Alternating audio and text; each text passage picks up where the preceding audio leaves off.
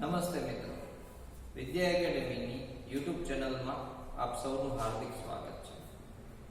આપણે લોકો પહેલા ધોરણ 10ના ઇંગ્લિશનું પહેલું ચેપ્ટર અગેન્સ્ટ ધ ઓડ્સ અને બીજું ચેપ્ટર ધ હ્યુમન રોબોટ આપણે ભણી ચૂક્યા છે.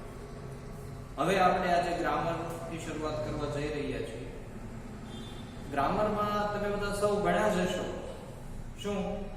તો શરૂઆત ક્યાંથી થાય? આર્ટિકલથી થાય. પછી આપણે ભણતા હોઈએ છીએ, બધા કાળ લેતા હોઈએ છીએ, ટેન્સીસ લેતા હોઈએ છીએ.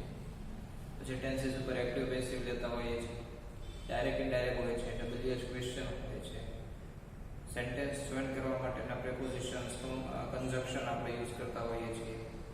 ત્યારબાદ આપણે ફંક્શનનો ઉપયોગ કરશું, ફંક્શન આપણે ભણીશું. તો અત્યારે આપણે આર્ટિકલથી શરૂઆત કરીએ.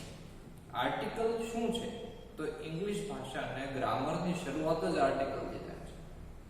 આપણે બધા ભણ્યા છીએ કે એ એન અને ધ એટલે આર્ટિકલ આવી ગયા, બરાબર છે.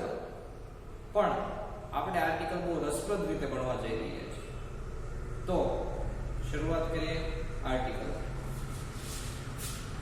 અત્યારે આપણે પહેલા શરૂઆત એ અને એન થી જ કરશું. ધના નિયમો થોડા અલગ છે. ધ આપણે પહેલા એ અને એન ભણી લઈએ, પછી આપણે ધ ભણીશું. તો શરૂઆત કરીએ આર્ટિકલ. પણ શરૂઆત કરતા પહેલા એક અગત્યની વાત કે આર્ટિકલ ક્યારે ન લાગે. જો આપણને ખબર હોય કે article A E I O you આપણે જેવું ભણ્યા છો તમે કે એ ઈ આઈ ઓ યુ હોય તો એન મૂકી દેવાનો, બાકીના બધાને એ મૂકી દેવાનું. તમે જે ભણ્યા છો અને ઈ હોય તો એ હોય તો એન મૂકતા હતા, બાકીનામાં એ મૂકતા હતા. પણ આપણે થોડુંક આજે અલગ રીતે ભણવાના છે. એના કારણે તમારો એ ઈ આઈ ઓ યુ એનો જે તમારો આ તમે જે ભણ્યા છો દ્રષ્ટિકોણ જ આખો બદલાઈ જશે. તો શરૂઆત કરીએ કે આર્ટિકલ ક્યારે ન લાગે. પહેલી વાત તો જો આપણને એમ ખબર હોય કે અહીંયા આમ હોય તો આર્ટિકલ લાગે તો આપ ઈઝી થઈ જાય. પણ જ્યારે તમને એમ ખબર પડી જશે કે આ થાય જ નહીં, આવું હોય જ નહીં, ત્યારે તમને આર્ટિકલ આવડી જશે. ખાસ અગત્યનો નિયમ કે બહુવચનની આગળ ક્યારે આર્ટિકલ લાગતો નથી. કે આ ખાસ અગત્યની વાત છે. ક્યારે? કે બહુવચન હોય ત્યારે આર્ટિકલ લાગતો નથી. હવે આર્ટિકલ આપણે લઈએ તો જેનો ઉચ્ચાર વ્યંજનથી શરૂ થતો હોય તે પહેલા ત્યાં એ લાગે. શું લાગે? એ.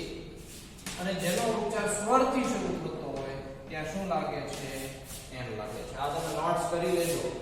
આ તમારે આવી રીતના નોટ્સ બનાવવાની છે બધાય, અને આ નોટ્સ ની અંદર તમારે લખવાનું છે. ફરીથી જેનો ઉચ્ચાર વ્યંજનથી શરૂ થતો હોય તો પહેલા શું લાગે? એ લાગે. જેનો ઉચ્ચાર સ્વરથી શરૂ થતો હોય તો શું લાગે છે? એન લાગે છે. હવે તમે અત્યાર સુધી શું ભણ્યા છો કે એ ઈ આઈ ઓ યુ આ પાંચ શબ્દો જે છે ઇંગ્લિશના સ્વર છે. અને એ ઈ આઈ ઓ યુ હોય એટલે આપણે આંખો બંધ કરીને પહેલા શું મૂકી દેતા હતા? એન મૂકી દેતા હતા. પણ હવે એવું કરવાનું થતું નથી. કઈ રીતના આખી ચેપ્ટર છે તો જોઈએ. આની અંદર શું વધારે અગત્યનું છે તો તમારે સ્પેલિંગ બિલકુલ ધ્યાનમાં લેવાનું જ નથી. કે ચલો કોઈ શું સ્પેલિંગ છે એ તમારે ધ્યાનમાં નથી લેવાનું. જે હોય તમારે સ્પેલિંગ સાથે કઈ મતલબ જ નથી રાખવાનો. તમારે મતલબ શેનાથી રાખવાનો છે? તો ઉચ્ચારને ધ્યાનમાં લેવાનો છે. શેને ધ્યાનમાં લેવાનો છે? ઉચ્ચાર. અને ઉચ્ચાર પણ શેનો? ગુજરાતી ભાષાનો. કઈ ભાષાનો? ગુજરાતી ભાષાનો. આર્ટિકલ છે આપણે ગુજરાતીમાં શીખવાના છે. તો બહુ ઈઝી પડશે. તો ગુજરાતી ભાષાના સ્વર કયા કયા છે? તમે 12 અક્ષર ભણ્યા હશો નાના હશો ત્યારે. એમ અ આ ઈ ઉ એ ઐ ઓ ઔ અં અહ તમે આવા ભણ્યા હશો. અને વ્યંજન કયા કયા? તો ક ખ ગ ઘ ચ છ જ ઝ ટ ઠ ડ ક ખ તમે જે ભણ્યા હશો. તો જે ગુજરાતી ભાષાના સ્વરથી સ્પેલિંગની શરૂઆત થતી હોય ઉચ્ચારની તો આગળ શું લાગે છે? તો લાગે એમ. અને વ્યંજનથી શરૂઆત થતી હોય ગુજરાતી ભાષામાં તો શું લાગે છે? આગળ એ લાગે છે. ખબર પડી તમને? એટલું બહુ ઈઝી છે, બહુ અઘરું નથી. પણ ધ્યાનમાં રાખવા જેવી વાત છે કે એ ઈ આઈ ઓ યુ ના નજરમાં નથી રાખવા. એના માટે આપણે 5-6 એક્ઝામ્પલ જોઈએ. તો ફિશ. આ જે ફિશ છે તો ફિશ ને ગુજરાતીમાં કેમ લખાય? આમ લખાય ફિશ. તો ફ છે તો એ ફ શું થયું તો ગુજરાતી ભાષામાં વ્યંજન થયો ને એટલે આગળ શું લાગ્યું છે અહીંયા એ લાગ્યું છે શું લાગ્યું છે એ એવી જ રીતના BA સ્ટુડન્ટ આ જે છે BA તો એને કઈ રીતના લખાય BA લખાય ને BA તો આ B છે બ તો એ શેમાં આવે છે અહીંયા ગુજરાતી ભાષાના વ્યંજનમાં એટલે B છે એટલે અહીંયા શું લાગ્યું એ લાગ્યું હવે તમારો પ્રશ્ન કે અ યુનિવર્સિટી જો યુનિવર્સિટી જે છે તો યુ થી તમે સ્પેલિંગ શરૂ કરો તો A E I O U માં આવી ગઈ પણ એ અત્યારે આપણા બિલકુલ કામનું છે તો યુનિવર્સિટી કેવી રીતના લખાય છે યુનિવર્સિટી આ યુ આવ્યો આ ય જોવાનો તો ય શેમાં આવે વ્યંજનમાં એટલે શું લાગ્યું અહીંયા એ લાગ્યું એવી જ રીતના અહીંયા 1 રૂપી નોટ 1 રૂપિયાની નોટ તો અહીંયા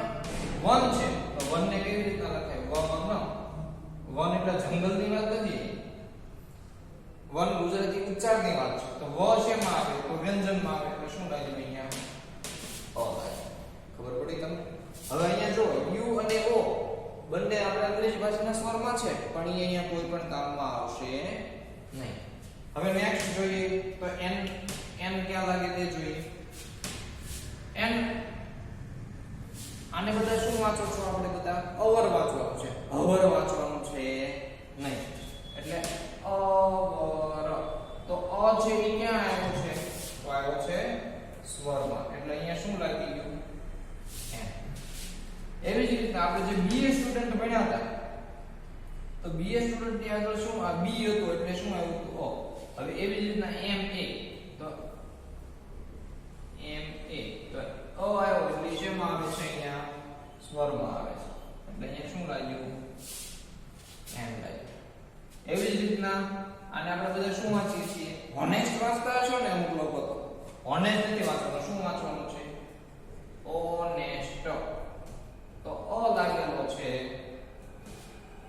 અ શેમાં આવે છે તો ગુજરાતી સ્વરમાં આવે છે એટલે અહીંયા શું લાગશે એવી જ રીતના એરોપ્લેન તો એ આવ્યો તો એની સાથે અહીંયા શું લાગ્યું છે તો એની સાથે અહીંયા લાગ્યું છે n લાગ્યું છે તો હવે આપણે આ સાથે a અને n તમને કદાચ હું આશા રાખું સમજાઈ ગયું હશે જો તમને ન સમજાણું હોય તો તમે કોમેન્ટ બોક્સ ની અંદર મૂકી શકો છો મને WhatsApp કરી શકો છો હું તમને શક્ય હશે એટલો રિપ્લાય આપવા માટે પૂરો પ્રયત્ન કરીશ હવેનો આપણો નેક્સ્ટ ટોપિક શરૂ થાય છે ધ શરૂ આપણે હવે ધ કઈ રીતના વપરાય છે તે હવે જોવાનું છે હું આશા રાખું કે તમે લોકો a અને n કઈ રીતના તે સમજી ગયા છો હવે ધ તમે કદાચ ભણ્યા હશો તો એના તમને અમુક નિયમો બતાવી દેવામાં આવ્યા હશે પણ મોટા ભાગે મેં નોટિસ કર્યું છે મારા પોઈન્ટ ઓફ વ્યૂ પ્રમાણે કહું છું કે ત્યાં સુધી ધના નિયમો બધા ભૂલી જતા હોય છે યાદ નથી રહેતું પણ આપણે એક એવી શોર્ટકટ રીત બનાવી છે કે આ રીતની મદદથી જો તમે ધ કરશો ને તો તમે 99% ભૂલશો નહીં બહુ સહેલું પડશે તો પહેલા તો તમારે શું કરવાનું છે કે આ વિડિયોને પોઝ કરવાનો છે પોઝ કરીને આ જે મેં આખી વાર્તા લખી છે બોર્ડ ઉપર તે આખી વાર્તા તમારે લોકોએ લખી લેવાની છે પછી આપણે સમજવાનું થશે બરાબર ઓકે તો હવે શરૂ કરીએ ધ તો આખી વાર્તા એવી રીતના છે કે અમે 7 મિત્રો દુનિયાના 7 ખંડો ફરવા નીકળ્યા હવે જો અમે જે બોક્સ કર્યા છે ને એ બોક્સ ની આગળના શબ્દ જે શબ્દો હોય એની આગળ આપણે ધ લગાડવાનું થશે 7 ખંડો ખંડ કોને કહેવાય કોન્ટિનેન્ટ્સ એટલે કે એશિયા છે અમેરિકા છે ઉત્તર અમેરિકા દક્ષિણ અમેરિકા આફ્રિકા યુરોપ એન્ટાર્કટિકા તો આપણે દાખલા તરીકે એક્ઝામ્પલ લઈએ તો પહેલા આપણે લઈએ ધ એશિયા તો ધ લાગ્યો અહીંયા તમારે લખવાનું છે સાથે સાથે તો the Asia the Africa the Europe હવે જો આની અંદર a છે મતલબ આફ્રિકા તો આ આવ્યું એટલે પછી આપણે n નથી મૂકી દેવાનું અહીંયા જોવાનું છે કે શેના રિલેટેડ વાત થાય છે તો કોઈ ખંડ રિલેટેડ વાત થાય છે કોન્ટિનેન્ટ રિલેટેડ વાત થાય છે તો શું મૂકવાનું આવશે ધ હવે ખંડની તમને ખબર પડી ગઈ હશે. ત્યારબાદ અમે જગતની પ્રખ્યાત ઇમારતો, પ્રખ્યાત ઇમારતો કઈ કઈ છે તમને બધાને ખબર જ છે. દાખલા તરીકે આપણે લઈએ તો તાજમહલ, ખબર છે ને? તો Taj Mahal, the great wall of China, તમે આ બધું જોયેલું જ હશે. રિયલમાં જોયું તો વધારે સારું છે. એટલે તમને પ્રખ્યાત સ્થળો છે એની આગળ શું લાગશે? અહીંયા ધ. ઓકે. ત્યારબાદ સ્થળો પણ તમે ઘણા જોયા હશે. દાખલા તરીકે સ્થળો લઈ લઈએ તો ધ સાપુતારા પ્રખ્યાત સ્થળ છે ને. આપણે લઈએ તો મહાબળેશ્વર,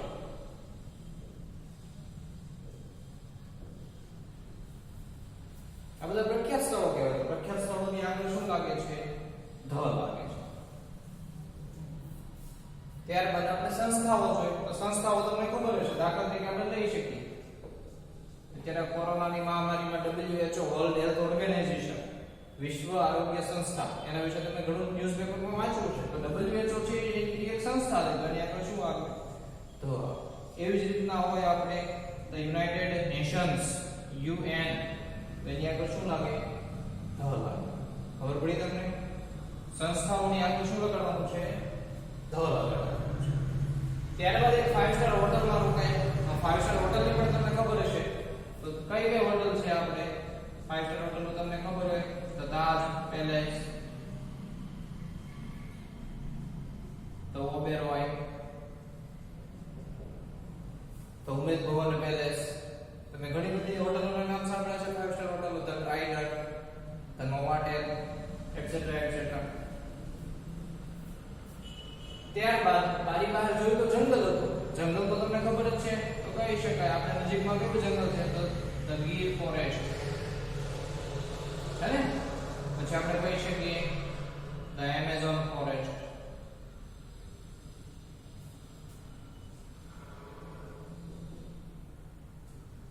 તો આ બધા જે જંગલો જે છે તો જંગલોની આગળ શું લાગે છે? તો ધ લાગે છે. શું લાગે છે? ધ. ત્યારબાદ ખીણ હતી. તો ખીણને ઇંગ્લિશમાં શું કહેવાય? વેલી. શું કહેવાય? વેલી. તમે 9મા ધોરણમાં ભણ્યા છો તો વેલી ઓફ ફ્લાવર્સ ભણ્યા છો ને. તો એ ધ કોઈ વેલી હોય તો એની આગળ શું લાગે છે? અહીંયા તો ધ લાગે છે. તમને ખબર પડી ગઈ હશે. પછી અહીંયા તમે ઘણી બધી વેલીના નામ લખી શકો છો. દાખલા તરીકે ટાઈગર વેલી છે, એટસેટ્રા ઘણી બધી છે, વગેરે વગેરે તમે લખી શકો છો. ત્યાર પછી ખાડી, ત્યાં ખીણ હતી અને ખાડી હતી. ખાડીને કોને કહેવાય? ખાડી મતલબ કે તમે સમાજ વિદ્યામાં ભણતા હશો કે કચ્છનો અખાત ને ખંભાતનો અખાત ને બંગાળનો અખાત ને. તો ખાડીને ઇંગ્લિશમાં કહેવાય છે બે. શું કહેવાય છે? બે. BAY. બે ઓફ બેંગાલ, બંગાળનો અખાત. તો બે ઓફ કચ્છ. તો એની આગળ અહીંયા શું લાગે છે? તો ધ લાગે છે. શું લાગે છે? ધ. ઓકે. હવે નેક્સ્ટ આપણે લઈએ તો એના પછી હવે ખાડી તમને સમજમાં આવી ગઈ છે. ત્યાર પછી આપણે પર્વતમાળા. તો પર્વતમાળાને તમે ઘણી બધી નામ સાંભળ્યું છે. તો the Himalayan range, the Alps. આ બધા જે પર્વતમાળાઓ છે તો પર્વતમાળાઓની આપણે શું લાગે છે? ધ લાગે છે. શું લાગે છે? ધ. ત્યારબાદ આપણે જોઈએ તો જેમાંથી એક નદી નીકળતી. નદી તમને ખબર જ છે. તો નદી લખતો નથી અહીંયા. The Ganga, the Yamuna, the Saraswati, the Nile, the Amazon river. પછી આપણે આ ધ ગોદાવરી કહી શકો તમે. ઘણી બધી નદીઓ છે એની આગળ શું લાગે છે? તો ધ લાગે છે. તે મહાસાગરને મળતી હતી. મહાસાગર તો તમને ખબર જ છે. તો હિન્દ મહાસાગર મતલબ કે હિન્દ મહાસાગરની લખાય the Indian ocean, the Pacific ocean, the Atlantic ocean, the Arctic ocean. તમે બધા જોયા જ છે. ત્યાર પછી ત્યાં પૂછતા આપણે કે મહાસાગર આવ્યો બીજા દિવસે દરિયા કિનારે ગયા તો ખબર પડી કે ઘણા બધા ટાપુ સમૂહો છે. ટાપુ સમૂહો કોને કહેવાય કે ટાપુઓનો બનેલો સમૂહ.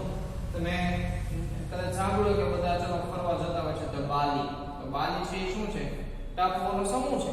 એવી જ રીતના the Andaman Nicobar, the Lakshadweep, the Maldives, the Seychelles, આ બધા ટાપુઓના સમૂહ છે. તમે સમાજ વિદ્યા ભણતા હોય તો ભૂગોળનું તમને જ્ઞાન હોવું જરૂરી છે. તો એની આગળ શું લાગે છે? અહીંયા ધ લાગે છે. અમે ટાપુ સમૂહની મુલાકાતે ગયા તો ખબર પડી કે સમૂહ દેશના વડાપ્રધાન એક પ્રયોગ રૂપે બેઠા હતા. હવે સમૂહ દેશ કોને કહેવાય કે ઘણા બધા સ્ટેટ બનીને એક મોટો દેશ બન્યો, સમૂહ દેશ. દાખલા તરીકે લઈ શકીએ ધ USA. એનો મતલબ જ થાય છે યુનાઇટેડ સ્ટેટ્સ ઓફ અમેરિકા. ઘણા બધા ભેગા થઈને એક દેશ બનાવ્યો. એની અંદર કેલિફોર્નિયા આવી, વર્જિનિયા આવી, ઘણા બધા મોટા મોટા ટેક્સાસ આવી, એવા રાજ્યો ભેગા થઈને શું બનાવ્યું છે? દેશ બનાવ્યો છે. યુનાઇટેડ સ્ટેટ્સ ભેગા થયેલા. તો એને કઈ રીતના કહેવાય? અહીંયા ધ લાગે. એવી જ રીતના છે ધ USSR, જે United states of Soviet Russia. તો અહીંયા છે, અહીંયા શું લાગે છે? અહીંયા ધ લાગે છે. હવે સમૂહ દેશ પછી આવે છે વડાપ્રધાન. તો વડાપ્રધાન એટલે ધ નરેન્દ્ર મોદી એવું નથી કરવાની વાત કે ધ ડોનાલ્ડ ટ્રમ્પ એવું નથી કરવાની વાત. પણ વડાપ્રધાન જે છે એને ઇંગ્લિશમાં શું કહેવાય? Prime minister. શું કહેવાય? Prime minister. તો પ્રાઇમ મિનિસ્ટર છે એને આગળ ધ લાગે. પ્રાઇમ મિનિસ્ટર શબ્દની આગળ શું લાગે? ધ લાગે. એમ કહેવાય Narendra Modi is the prime minister of India. આપણા દેશના વડાપ્રધાન છે એટલે ત્યાં શું લાગે છે? અહીંયા ધ લાગે છે.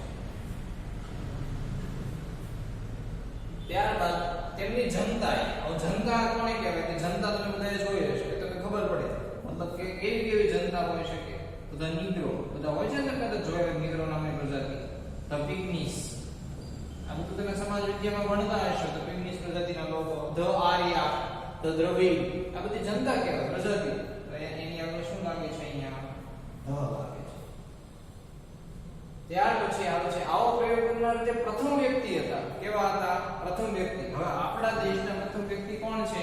તો આપણા દેશના રાષ્ટ્રપતિ. અને અહીંયા પ્રથમ વ્યક્તિને ઇંગ્લિશમાં શું કહેવાય? First person. એટલે ફર્સ્ટ પર્સન હોય એની અંદર શું લાગે? ફર્સ્ટ પર્સન શબ્દ જોવાનો છે. એટલે કે the first person of India is mister Ramnath Kovind. The first person of India, sorry, the first person of America is Donald જે ટ્રમ્પ. ખબર પડે છે તમને? તો ફર્સ્ટ પર્સન ની આગળ શું લાગે છે? ધ લાગે છે. અમે પૂછ્યું કે પ્રયોગ શું છે?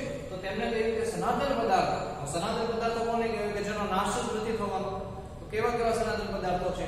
તો કહી શકીએ the earth, the moon, the sun, the star. આ બધા શું છે? સનાતન પદાર્થો છે. તો એની આગળ શું લાગે? શ્રેષ્ઠ, સોરી, ધ લાગે. હવે શ્રેષ્ઠની વચ્ચે શ્રેષ્ઠની વાત શું છે? અહીંયા સુપરલેટિવ ડિગ્રીની વાત છે. Superlative degree. સુપરલેટિવ ડિગ્રીની આગળ શું લાગે? હંમેશા. તો સુપરલેટિવ ડિગ્રીની આગળ હંમેશા ધ લાગે. હવે સુપરલેટિવ ડિગ્રી નાની અમથી તમને વાત કહી દઉં. એટલું ડીપમાં અત્યારે નથી પડવું, પણ જો તમને સુપરલેટિવ ડિગ્રી આવડતી હોય તો બહુ સારી વાત છે. કદાચ ન આવડતી હોય તો કોઈ સ્પેલિંગની પાછળ EST લાગતું હોય તો સુપરલેટિવ ડિગ્રીનું મોટા ભાગનું એક વસ્તુ ખાસ ધ્યાન રાખજો. તો એની આગળ શું લાગે? તમે બધા બહુ હોશિયાર છો. The cleverest student of standard 10 is, તમે હો તો તમે કહી શકો. એટલે ધ ક્લેવરેસ્ટ. જો અહીંયા EST લાગ્યું તો પાછળ આગળ શું આવી શકે? ધ આવી શકે. એટલે શ્રેષ્ઠની વાત છે. કંટાળો આવે તો ધર્મગ્રંથો વાંચો. ધર્મગ્રંથો તમને ખબર જ છે. ધ ગીતા આપણો ધર્મગ્રંથ કહેવાય. ધ બાઇબલ આપણા ખ્રિસ્તી લોકોનો ધર્મગ્રંથ કહેવાય. ધ કુરાન મુસ્લિમ લોકોનો ધર્મગ્રંથ કહેવાય. તમને ખબર પડી ગઈ છે ધર્મગ્રંથો. તો ધર્મગ્રંથો અત્યારે અહીંયા લખતો નથી. ત્યારબાદ આપણે જોઈએ પ્રખ્યાત પુસ્તકો. તો પ્રખ્યાત પુસ્તકો તમે ઘણા બધા વાંચ્યા. તો સરસ્વતી ચંદ્ર પ્રખ્યાત પુસ્તક કહેવાય. પછી ધ સૌરાષ્ટ્રની રસધાર, આ ઝવેરચંદ મેઘાણીનું બહુ પ્રખ્યાત પુસ્તક છે. તમે જોયા હશે. તો એ પુસ્તકોના નામ જે પ્રખ્યાત પુસ્તકો છે ત્યાં આગળ શું લાગે છે? અહીંયા ધ લાગે છે. ત્યારબાદ છાપાઓ એટલે કે ન્યૂઝપેપર. તો ન્યૂઝપેપર તમે બધા જોયા છે. ધ ટાઈમ્સ ઓફ ઇન્ડિયા, નામ સાંભળ્યું છે તમે? પછી ધ હિન્દુ, આ બધા ન્યૂઝપેપરો છે. ધ ગુજરાત સમાચાર, ધ સંદેશ, ધ દિવ્ય ભાસ્કર, ધ દૈનિક ભાસ્કર. ન્યૂઝપેપરની આગળ હંમેશા શું લાગે છે? ધ લાગે છે. ત્યારબાદ સામયિકો વાંચવા. સામયિકને ઇંગ્લિશમાં શું કહેવાય? મેગેઝિન. શું કહેવાય? તો મેગેઝિન જે છે એની અંદર શું લાગે? ધ લાગે. ધ ટાઈમ્સ, ટાઈમ્સ બહુ ફેમસ મેગેઝિન છે. ધ ફોર્બ્સ, બધા પ્રખ્યાત મેગેઝિન છે. પછી ગુજરાતનું મેગેઝિન બહુ પ્રખ્યાત છે, તમને કોઈને નામ ખબર છે? The safari magazine, the Chitralekha. આ બધા મેગેઝિન છે. તો મેગેઝિનની આગળ શું લાગે છે? હંમેશા ધ લાગે છે. અથવા ક્યારેક સંગીતના સાધનો વગાડવા. સંગીતના સાધનમાં તમને ખબર જ છે કે લખવાની જરૂર નથી. સંગીતના સાધનો કોને કહેવાય? The piano, the tabla, the guitar, the sitar. આ બધાની આગળ શું લાગે છે? ધ લાગે છે. ત્યાં તેની સાથે કૂતરો હતો. એટલે હવે કૂતરાની વાત નથી. કૂતરો એટલે પ્રજાતિની વાત છે, જાતિની વાત છે. કૂતરો હોય તો હાલો નોર્મલ કૂતરો છે, કોઈ અમેરિકન કૂતરો આવતો હોય, કોઈ જર્મન શેફર્ડ હોય, તો બુલડોગ હોય. અહીં કૂતરા મૂળ તો કૂતરો છે ને, તો કૂતરા નામની જાતિની વાત છે. હવે એવી રીતના કૂતરા સિવાય બીજી પણ જાતિ હોઈ શકે, પ્રાણીઓની જાતિની વાત છે. દાખલા તરીકે કાવ, તો ગાયની પણ ઘણી જાતિ હોય. તમે જર્સી ગાય જોઈ છે, ગીરની ગાય જોઈ હશે, તો એ બધી જાતિઓ કહેવાય. તો આપણે એમ કહી શકીએ કે કાવ ઇઝ ફેithful animal. કાવ છે તો બહુ વિશ્વાસુ પ્રાણી છે. તો કાવની આખી પ્રજાતિની વાત છે. તો આગળ શું આવ્યું અહીંયા? તો એવી જ રીતના કહી શકીએ the dog is always honest. તો અહીંયા કૂતરા પ્રામાણિક હોય છે, પણ માણસ પ્રામાણિક હોતા નથી. અહીંયા ડોગ છે એ હંમેશા કેવો હોય છે? બહુ પ્રામાણિક હોય છે. તો અહીંયા એની આગળ શું લાગે છે? અહીંયા તો ધ લાગે છે. શું લાગે છે? ધ. ઓકે.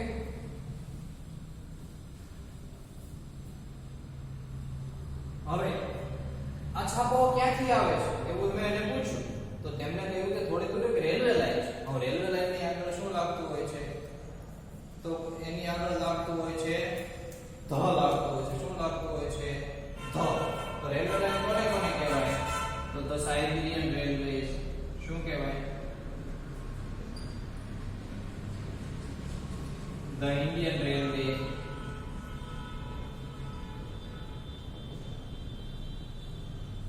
તમને તમારા જનરલ નોલેજ માટે એક વાત કહું તો ઇન્ડિયન રેલવે વિશ્વની સૌથી ગીચ, સૌથી ગુચળાકાર ઝાડા આકારની જે આ રેલવે છે.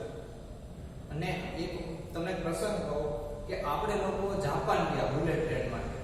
જાપાન એન્જિનિયર અહીંયા આવ્યા, અહીંયા મુંબઈની રેલવે જોઈ તો એને આપણી પાસે એવી ટેકનોલોજી મેં તમે બધું મેનેજમેન્ટ કેવી રીતના કરો છો એટલી આપણે ફેમસ છે ઇન્ડિયન રેલવે. ત્યારબાદ ક્યાં પહોંચ્યા આપણે? આથી રેલવે લાઈન. હવે ત્યાંથી રેલગાડીમાં બેઠો. જો રેલવે લાઈન અને રેલગાડીમાં ફરક છે. રેલવે લાઈન કોને કહેવાય? કે જે ટ્રેક એક જગ્યાએ બીજી જગ્યાએ જતો હોય રેલવે લાઈન કહેવાય. રેલગાડી કોને કહેવાય? તમે લોકો જોયું હશે તો સૌરાષ્ટ્ર મેલ, ધ રાજધાની, the Shatabdi, the Bandra, etcetera etcetera, the Jammu Tawi, the Himalayan railways. Sorry, railways છે શેમાં આવે? હિમાલયન રેલવેઝ છે રેલવે લાઈન માં આવ્યું છે, પણ મેં તમને જે કીધું તો એ બધી શેમાં આવે છે? રેલગાડીમાં. પછી સ્પેશિયલ જહાજ. જહાજ કોને કહેવાય? તમને બધાને ખબર જ છે. તો ધ ટાઇટેનિક જોયું છે ને તમે? સાચું નહીં, ટીવીમાં. The Titanic. પછી શું આવે બીજું? The star cruise. આ બધા જે મોટા મોટા જહાજો છે, સ્પેશિયલ જહાજો, એની આગળ શું લાગે છે? તો ધ લાગે છે. શું લાગે છે? તેઓ એટલા બધા પ્રખ્યાત થઈ ગયેલા કે લોકોના સમુદાય. જો લોકોના સમુદાયોની વાત છે. સમુદાયો કોને કોને કહેવાય? તો આપણે બધા જે છે તો ઇન્ડિયન્સ લોકોના સમુદાય છે, એને આપણે ઇન્ડિયન છે એને બધા. તો એ સમુદાયની આગળ શું લાગે છે? અહીંયા ધ લાગે છે. The Chinese, the American. ને એરોપ્લેનમાં, જો એરોપ્લેનમાં બેસીને જોવા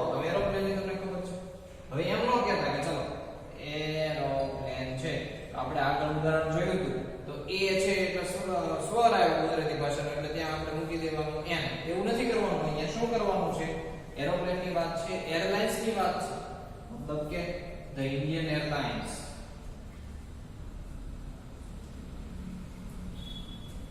ધ એર ઇન્ડિયા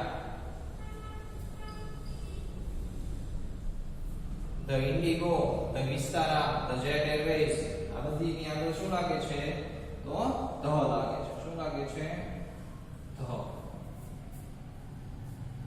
તેઓ કહેતા કે જિંદગી એક રણ છે શું છે રણ ની આગળ શું લાગે તો ધ લાગે પણ રણ પહેલા મારે તમને કેવું છે રણ નો સ્પેલિંગ શું થાય D E S E R T desert એટલે રણ પણ D E S E R T dessert કરો તો મીઠાઈ થઈ જાય આપણે આ રણની વાત છે મીઠાઈની વાત છે નહીં એટલે ડેઝર્ટ તમે જોયા તમે કહી શકો the Thar dessert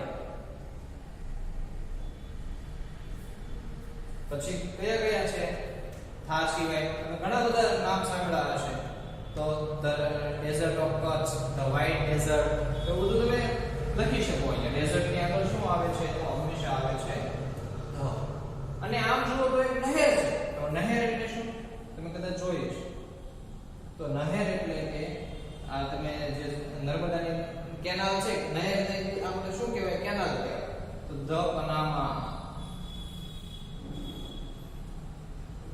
the sewage આ બધી મોટી મોટી નહેર કહેવાય કેનાલો કહેવાય પનામાની નહેર એટલે સમાજ વિદ્યામાં મળી ગયા છે તો એ નહેરની આગળ શું લાગે છે તો ધ લાગે છે બધી બેંક આપણીને આપણે તો લીલા લહેર છે બેંક ની આગળ શું લાગે તો બેંક ની આગળ લાગે છે ધ એટલે આપણે આવે તો the state bank of India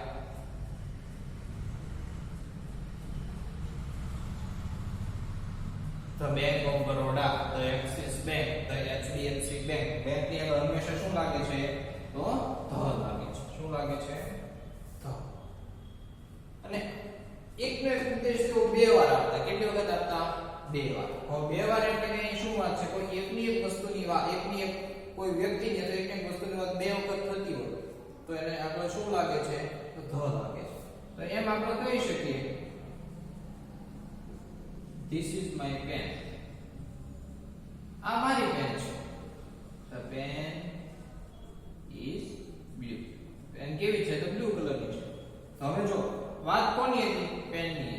પેનની હતી ને આ પેનનો ઉલ્લેખ બીજી વખત થયો આ પહેલી વખત થયો અને બીજી વખત ઉલ્લેખ થતો હોય ત્યારે એની અંદર શું લાગે છે હંમેશા ધ લાગે છે. આટલું કહ્યા પછી આટલું સાંભળ્યા પછી અમે ઉત્તર દિશા તરફ ચાલી નીકળ્યા એટલે કે અહીં દિશાની વાત છે તો કોઈ પણ દિશા હોય તો એની આગળ શું લાગે છે તો ધ લાગે છે. દાખલા તરીકે આપણે કહી શકીએ the north the south the east the west આ બધી ની આગળ શું લાગે છે દિશાની આગળ તો ધ લાગે છે. આશા રાખું કે અહીંયા તમને ધ સમજાઈ ગયું હશે. બહુ ઈઝી રીતે સમજાવવા માટે મેં પ્રયત્ન કર્યો છે. ધના ઘણા બધા નિયમો છે. આ જો તમે કદાચ બોક્સ કરશો ને તો 35-36 જેવા બોક્સ થશે. તમે જોજો એટલા નિયમો છે અને આ બધા નિયમો જો તમે આમ યાદ રાખવા જાવ તો મને નથી લાગતું કે એટલું ઈઝી રીતે તમે સમજી શકો. હા ગોખવાનું થયું હોય ને તો ગોખી નાખો કે તમે અઠવાડિયું 10 દિવસ 15 દિવસ 2 મહિના યાદ રહે અને પછી આપણે જો આ વાર્તા કરેલી હશે તો તમે મારા મત પ્રમાણે મેં તો આ રીતના જ કરી છે તો તમે ક્યારેય ભૂલશો નહીં. દરેક વસ્તુના કાંઈક ને કાંઈક શોર્ટકટ હોય છે તો આ શોર્ટકટને તમે તમારા જીવનમાં અપનાવો અને આપણે આ આર્ટિકલ એવા તૈયાર કરો કે ક્યારેય તમારે ભૂલી શકો નહીં. હું આશા રાખું છું કે ધ તમને સમજાઈ ગયું છે. છતાં જો કંઈ પ્રશ્ન હોય તો આપણે વિડીયોના કોમેન્ટ બોક્સમાં તમે જરૂર લખો અને હા આપણી ચેનલને સબસ્ક્રાઇબ કરવાનું શેર કરવાનું અને લાઈક કરવાનું ભૂલવાનું થતું નથી. ઓકે વિદ્યા એકેડેમી આપ સૌને સ્વાગત કરે છે. Thank you very much.